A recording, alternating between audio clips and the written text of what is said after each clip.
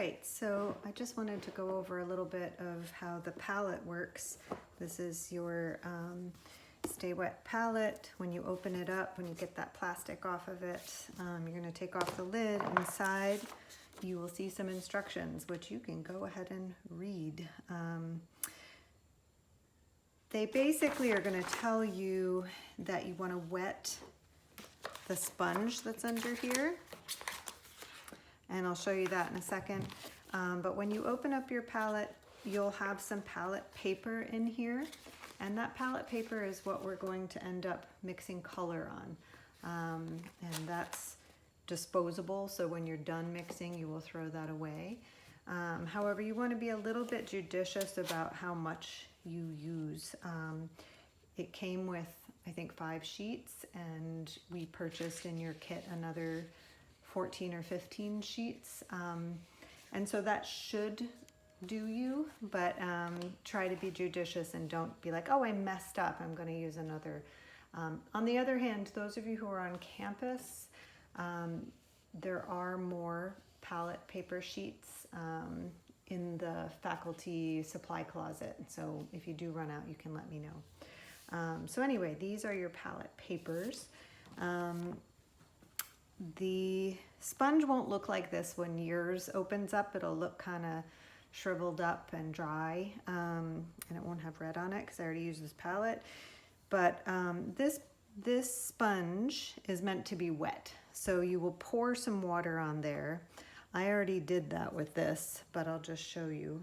You pour some water on, you'll need a little more than that, and you just kind of squeeze it through just like a sponge, okay? Yours should be wet enough that when you squeeze it, just a little bit comes out, but you can wet it entirely and squeeze it, or you can just add a little bit at a time to get the right moisture, however you want to do it, and then you lay it back down there.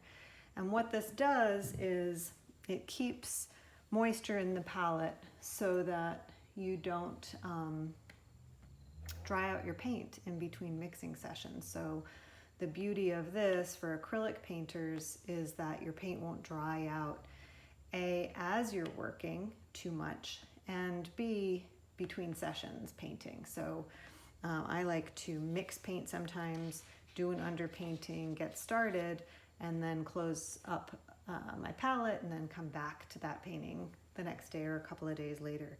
And that makes this possible. So that's awesome. So here's your palette.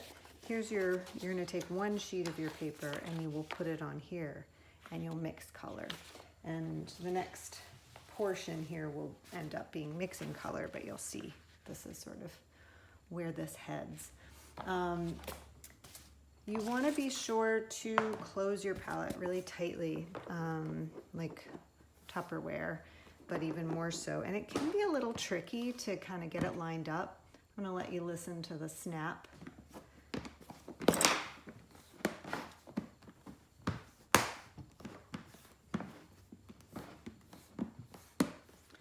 Sometimes I have to even use my foot on it or something, but this one's pretty new.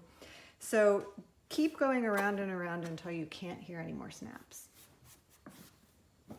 Okay, so that's pretty solidly in there. And then when you store it, make sure you lay it flat because all the paint will drip out.